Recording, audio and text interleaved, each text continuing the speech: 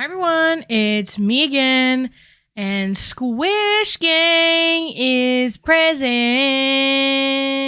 And Gus keeps trampling them right before I film, and they tipped back over after I put them up. So we're having some sponsorship issues. So you get a video that's a little bit more relaxed because I want to get something out this week.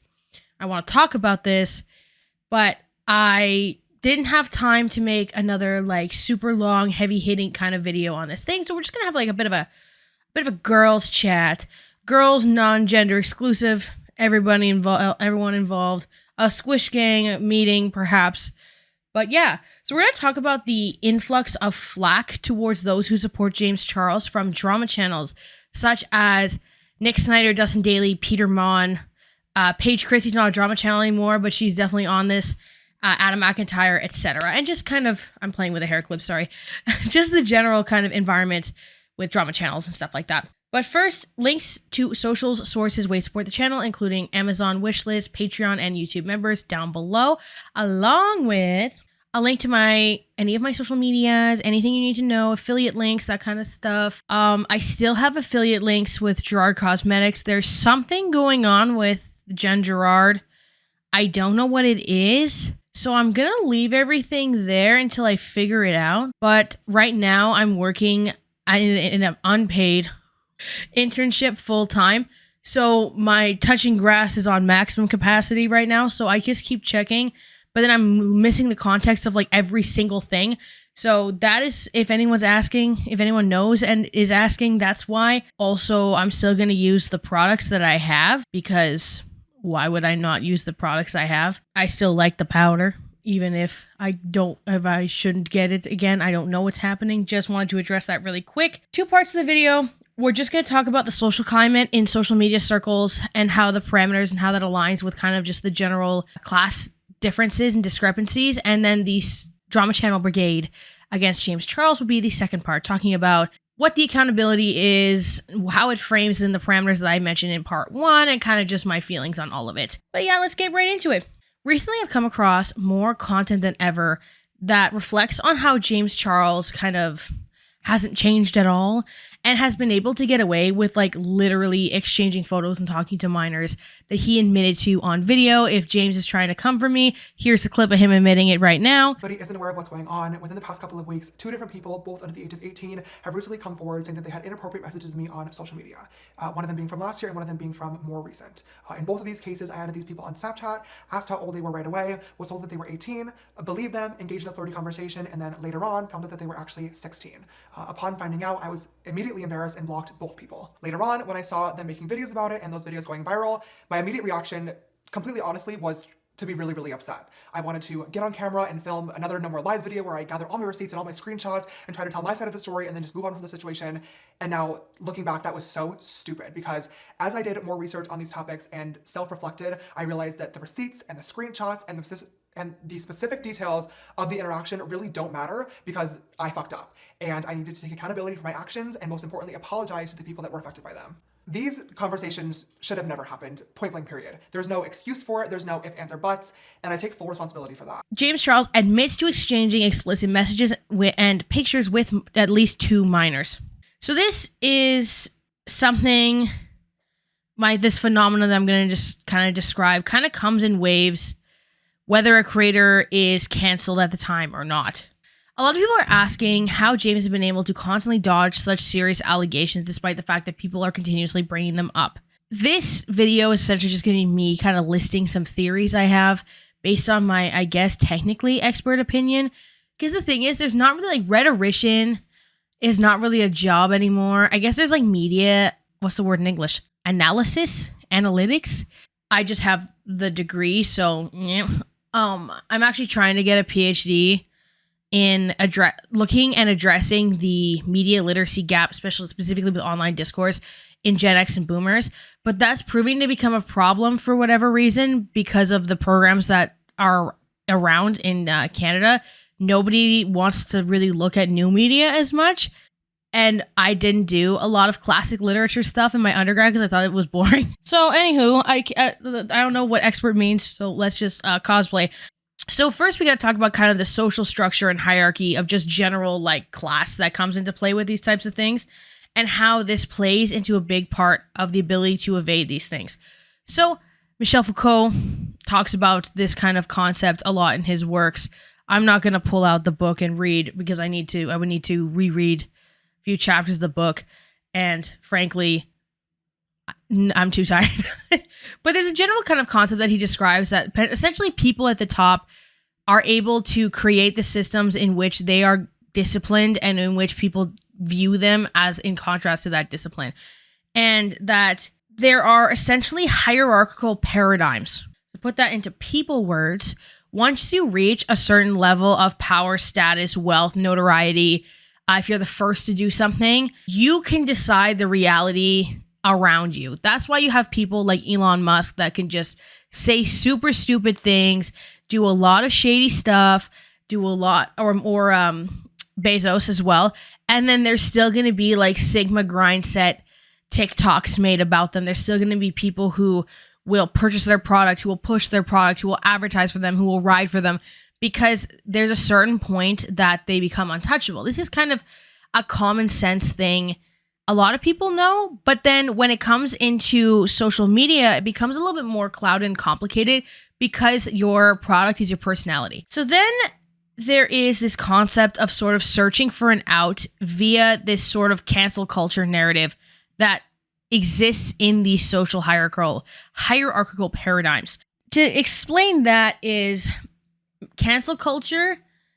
You know how, I'll simplify this. You know how when there are allegations, let's say we talk about Colleen Ballinger, right?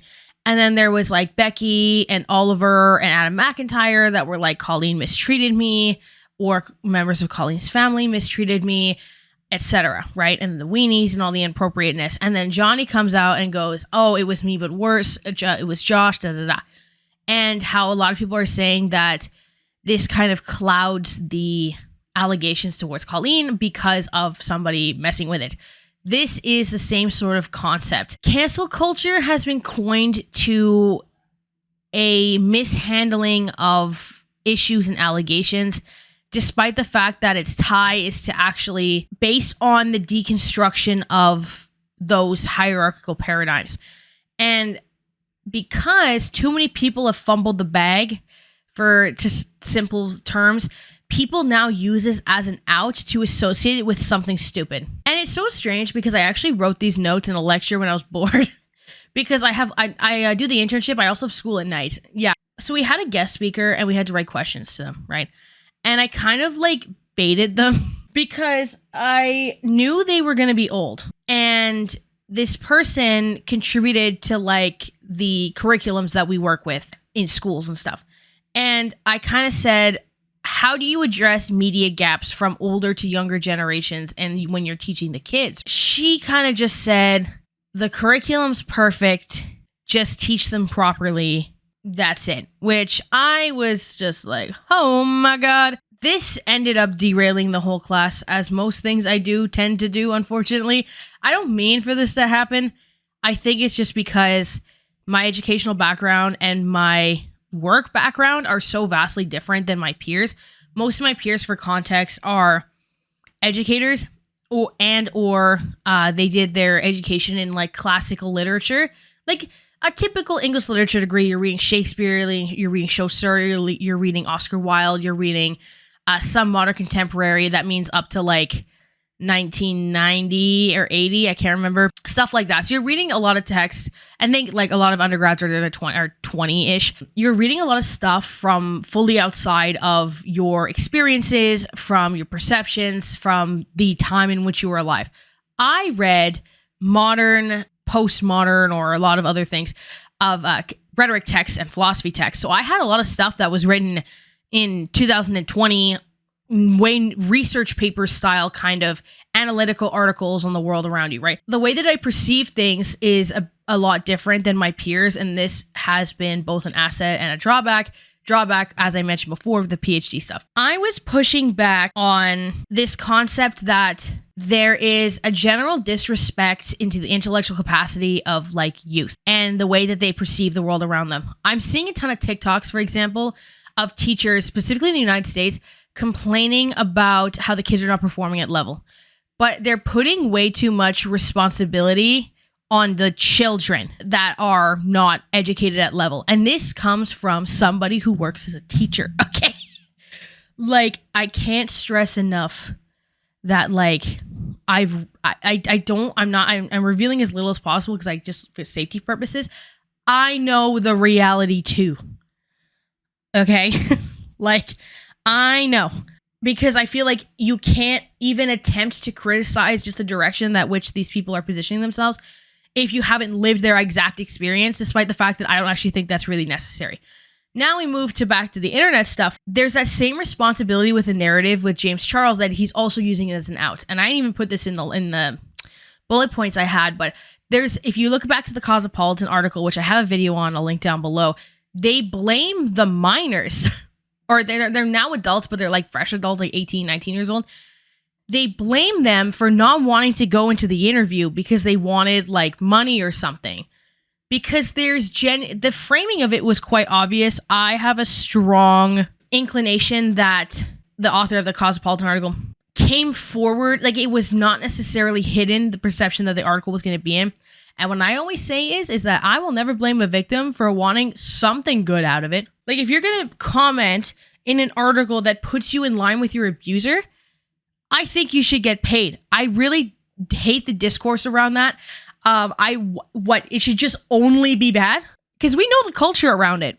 I remember the super mega stuff. I remember the James Charles stuff upon initial resurfacing. I remember it's like the Jake Paul assault allegations. We all forgot about that one for some reason. That's what I'm saying. Like, I'm aware of the climate, right? And the speaker brought up cancel culture as an older person, right? And my ears perked up like a puppy when the treat bag opens. Because Gen X and boomers, this is like what I want my doctorate to be about. Use it as like a super vague catch-all term. And I think a lot of that trickles down into younger internet users, even if they don't want to admit it. Because again, that's also two generations that hold the majority of the wealth, status, and power. And they, if not directly as the speakers of that status, have kids that do so, right? So like, I think, like, let's say like Elon, I think Elon's a millennial technically. If not, he's like late Gen X, right? So he's an example of like that generational divide that holds the wealth. So it's something that I feel like comes in. The speaker brings up Ashton Kutcher and Mila Kunis and says that there was no empathy for the other side, as in like that they didn't know that he was actually doing these things. They were speaking as someone who knew someone for 25 years. And I know this was a bit of a weird side tangent, but I think what people are not realizing with the James Charles thing, I think Colleen Ballinger, just the current like tension environment of like just like society, like Western society in itself, has caused for this exhaustion towards complacency. And maybe it's the French, maybe it's not French, but like that complacency's always annoyed me and I've never been one to have it. There becomes this general frustration with the complacency of allowing for these hierarchical positions of power to withhold any sort of actual justice from people. And I think with seeing it for the umpteenth time with Colleen, and then how mainstream media tried to protect her, which mainstream media holds a lot of the wealth again, and status and power and notoriety, especially in Gen X and Boomer. This is what I mean. Like, I hate, this is so crazy. And I feel like this video doesn't get like 10 views, but like so much power is held in older generations as things cycle through discourse. This is what I want to do. If you work at a university and you want I get my new PhD supervisor through a YouTube video. That would be holy moly. Anyways, that'd be nuts. That's not what I'm doing here. It cycles back. It's based on the paradigms of those who hold positionality, power, whatever. Foucault's right again, I think, at the end of the day. A lot of these arguments depend on decontextualization, right? Removing the surrounding context in the environment that we have these conversations. So when we're talking about James Charles's cancellation, the context of that we had been warned about it through Tati Westbrook, that James's comeback led to such a downfall of Tati, Jeffrey, Shane, whatever, that James Charles was able to hold that power and status that I honestly think legitimately put Tati into submission. And I know a lot of people are Tati haters too, and they're going to call me a Tati apologist and blah, blah, blah. I think it's more nuanced than I kicked the camera a little bit. I think it's more nuanced than we've actually let it kind of ruminate in our minds. Like I said, the main goal was discredit the person who made the initial claim so that it's questionable throughout the whole time, right? It's the same thing as if you can get one loose end with Colleen, with Johnny, that I bet you money, if I had any, that it would be Johnny as the main point in Colleen's video in order to discredit everybody else. If you find one loose end, that's your point of fixation to allow for decontextualization of the actual patterns that are presented. And I think drama channels, this has been mentioned many times, and this is why I actually do have respect for them as kind of like a practice. We're always the people who are picking up on the patterns and throwing the patterns back. And this causes for a lot of criticism that they make repetitive videos, that they're not saying anything new, that they're just doing whatever, and they're cash grabbing on this like specific subject. And I can see that argument, but again, I think it relies on this sort of overarching control on our perceptions that come from these big social media figures. And I'm going to move into part 2 about the drama channels, actually. So we have people like Peter Mon, Nick, and Dustin, and even just like the general Twitter audience that are just being like, James, do we not forget James? Please, God, don't forget James. Peter Mon, for example, came for Raw Beauty Christie. This is Raw Beauty Christie, if you don't know, for whatever reason, about her not unfollowing James Charles and her still liking his picture, still interacting with him, whatever. Well, Peter Mon says that Raw Beauty Christie is somebody who's really trustworthy, and that is why it is really important for her to make a stance. You haven't done that, and now you're blocking people that are asking you nicely about this. You're deleting comments. And this is not the only person that's commented to me and said that they've been blocked by you. A lot of people have commented that to me. So this is apparently what you're doing, okay? It's problematic as hell. Christy, you are digging a hole for yourself that you cannot get out of, okay? And I don't know if that's because you've said things in videos that you know the excuse you use to me will not fly with your audience because they have watched you closely and they know what I didn't, and that the excuse that you're going to give to them is not going to fly because they're going to say, Chrissy, that's just bullshit because you did know about it. You've talked about it in other videos. Maybe that's why you haven't made your video, okay? But Chrissy, I was very kind to you on the phone. I told you that I did not hate you. I told you that I really cared about you, that I could not support you because of this, and I didn't understand it, and I was confused because it didn't seem to me. You shared a lot of things with me that I will never share in video, okay? Because they were very personal issues. Those are yours to share. I will never betray your trust on that, okay? Girl, come out and make the video. Come out and just share whatever you need to share that's the truth. But this deleting people and blocking people that are asking you, that should tell you that you need to come out. You don't want to address it. I don't know why. Maybe it's because people think that you, whatever. I don't know, okay? But at this point, when you're blocking and deleting people, they do deserve an answer from you. This just makes you look guiltier than sin. I just want you to know. And I was disappointed in the other day, but this response, I'm really disappointed in you, okay? This is not how you treat your audience that has stood by you through all of this. Just saying, okay? And I just want to tell you, I've watched some other videos of people covering Raw Beauty Christie, and they are 10 times harder on her than I've been. So do not come for me and say I'm not being fair. I was very fair. I heard her out, and she lied to my face. Because she did know what was going on behind the scenes, because she's spoken of it in her videos. She banked on the fact that I didn't know that. She did know what happened. And it was right in front of my face. I watched a video where she talked about the downfall of the beauty community, and she referenced those videos. It was right there in front of my face, and I didn't know. And I ate it up, because I wanted to believe what Christy was telling me. I'm a Peter Mon stan. Okay, if you want to do the bias thing, whatever.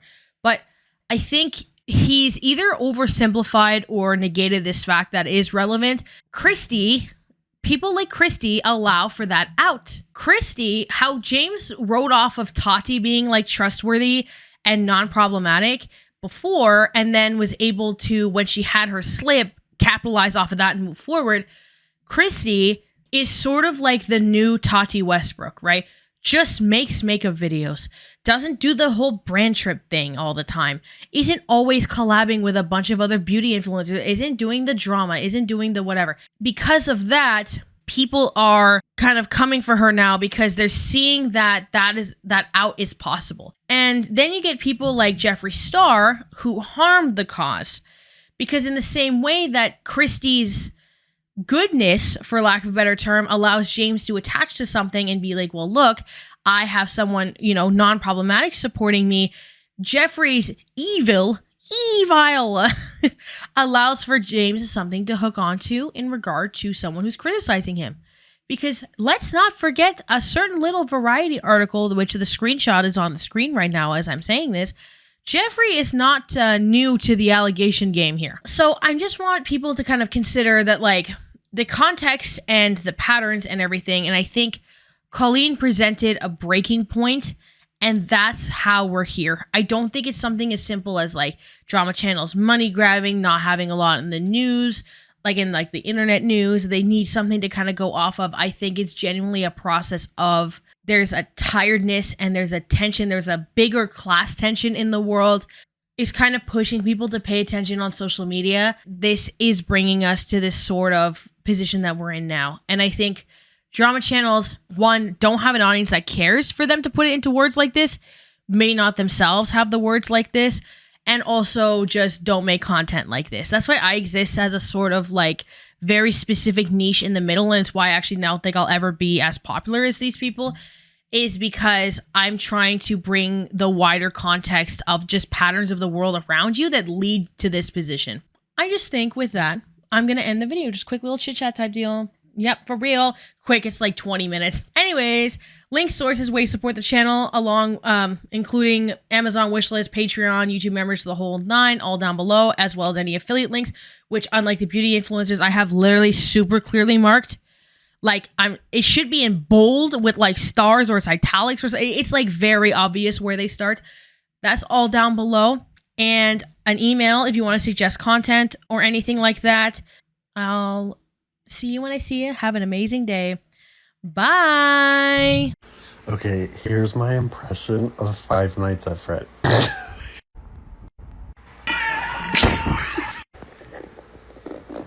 Okay, we'll try one more time.